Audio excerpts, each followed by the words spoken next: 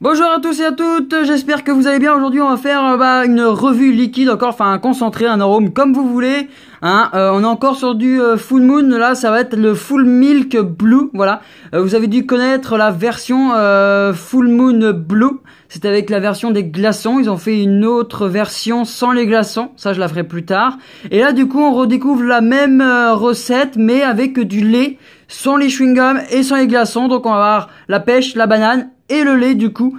Donc la fiole, rien de spécial, hein. Vous avez un fond blanc avec ici la petite tête mort en fait bleue, avec ici marqué Full Milk Blue ici, d'accord, avec les petits squelettes ici. Donc c'est des petites fioles de 10 ml. Donc ici on y retrouve la date, voilà, rien d'autre de spécial, hein.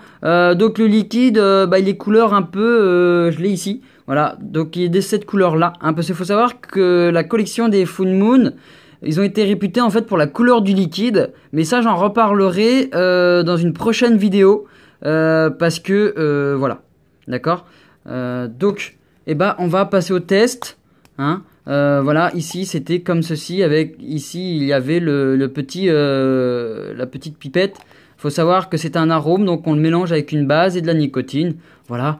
Rien de spécial à rajouter, hein. On va passer au test, c'est là qu'il y a le document le plus intéressant. Donc nous voilà pour le test avec Thomas et donc Guillaume. Je précise les drippers qu'on a tout de suite. Guillaume il a le Dydravit, Thomas il a le dripper Apocalypse. Moi j'ai le Goon 521 Custom. Je ferai une vidéo là-dessus parce que c'est un super dripper. Comme vous pouvez le voir, c'est un dripper avec une cloche en verre, voilà. Donc notre liquide, on va passer donc au liquide. Donc il y a du lait dedans, il y a de la pêche et de la banane. Du coup, on va tester ça et on va vous dire ce qu'on pense de ce liquide là. C'est parti.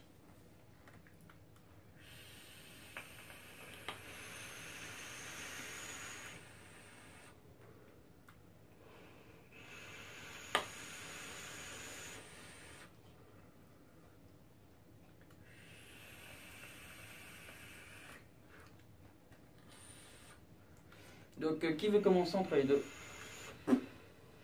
Bon, alors je sens la pêche et puis la banane. Le lait, on va dire qu'il rend un peu fade la banane et la pêche. Tu penses?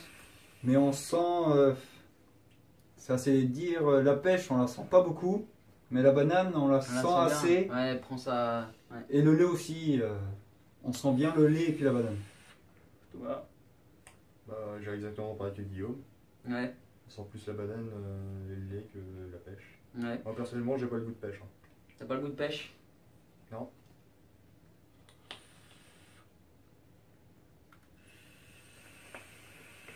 Alors, c'est vrai que l'arôme, on va dire la saveur lait, c'est quand même quelque chose de complémentaire. C'est assez dur à distinguer et assez dur aussi à fabriquer, je pense.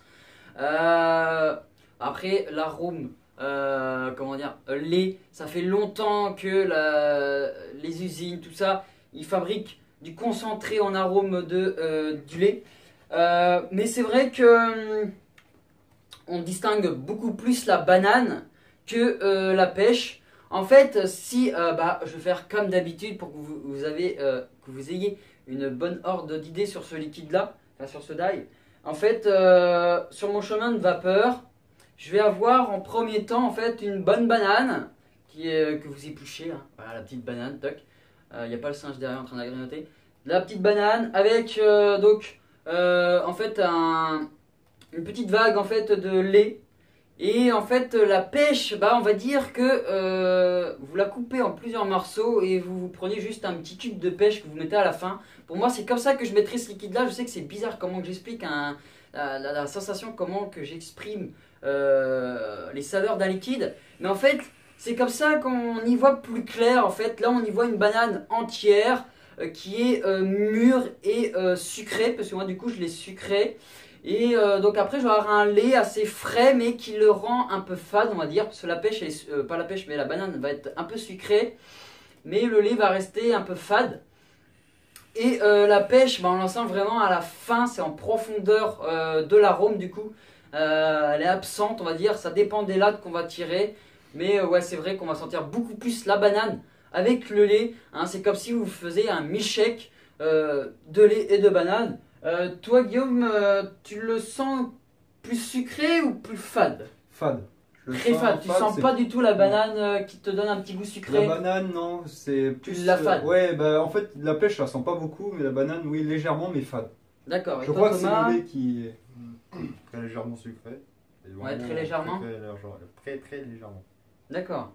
Bah moi, pour ma part, je le sens sucré. Voilà, c'est un arôme qui reste sucré dans mon dripper. De toute façon, je ferai une vidéo là-dessus, vous allez voir. Il est vraiment pas mal.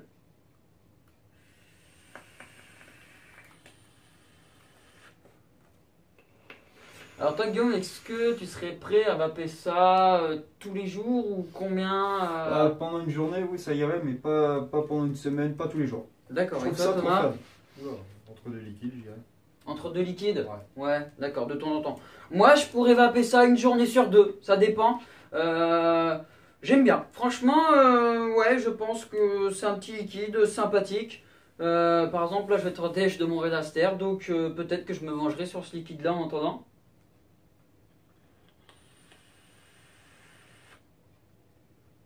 Ouais, on sent bien la banane et le lait. La pêche, elle est absente. On la sent un petit peu, mais vraiment très léger. Voilà. Moi, je crois qu'on a. Qu'est-ce que vous en pensez du liquide sur une échelle de 10, vous lui donnerez une note de combien? 5. 5? Et toi? 4. 4? Trop fade à mon goût. Trop fade à ton goût? Moi, je lui donnerais une note de 7. Voilà. Donc, 4, 7 et 5. Voilà. Donc, on va dire que c'est un liquide bon, mais il y a encore des efforts à faire sur les mélanges d'arômes. Donc, moi et mes amis, on va vous souhaiter une bonne soirée ou une bonne journée. Ça dépendra de vous regarder cette vidéo. Et à très bientôt sur l'astucieux.vap avec les petits nuages de saveur.